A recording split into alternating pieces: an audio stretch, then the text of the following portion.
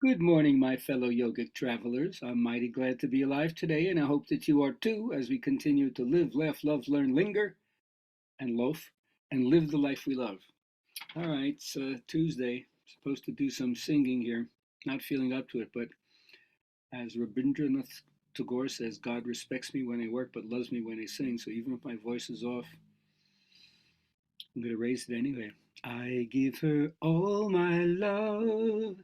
That's all I do.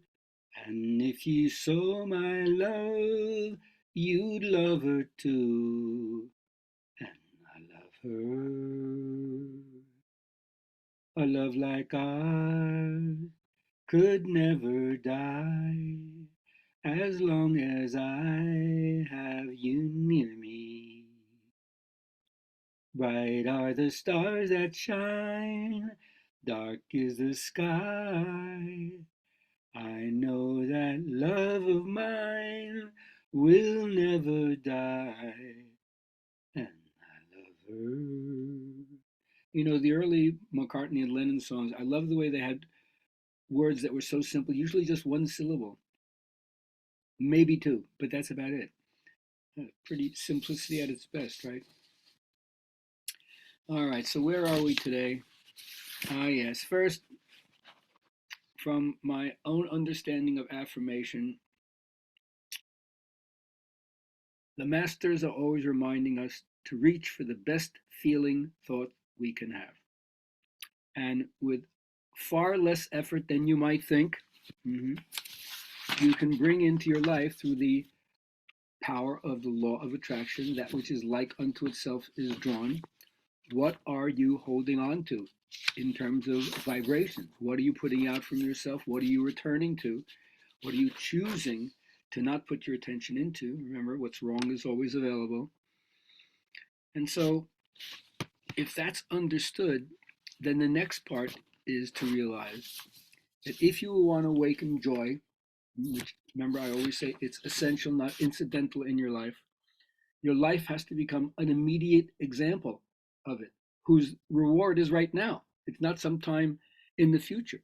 And of course, for old patterns that used to get into the way, for them to lose their power over you, new practices have to prove more valuable in keeping your own channels open for joy.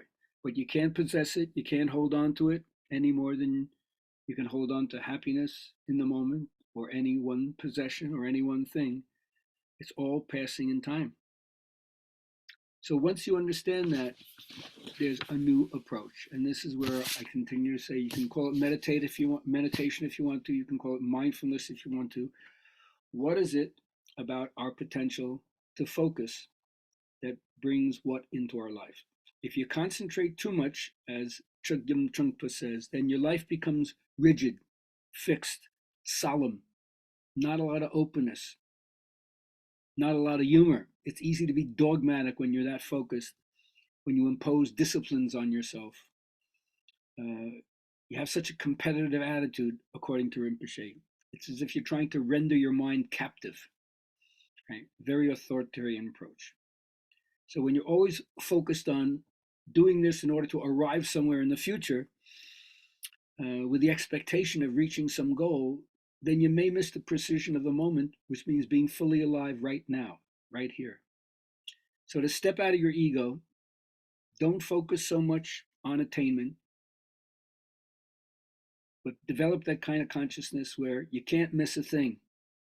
Impossible not to see what's going on. It'll develop patience and prevent you from dreaming about spiritual experience, which is always something other than what you're thinking you're experiencing now, and bring you into the moment so that your whole life and relationship with everybody else as well is practiced as the basis for here and nowness between yourself and what's happening in this moment in reality.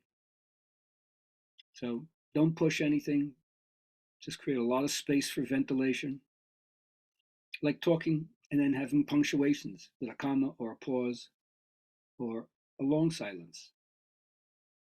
And then you'll find your own natural flow in doing that.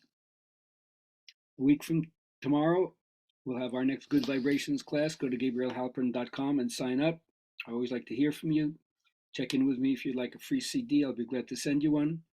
Other than that, have a wonderful day and check out my website, gabrielhalpern.com. Peace.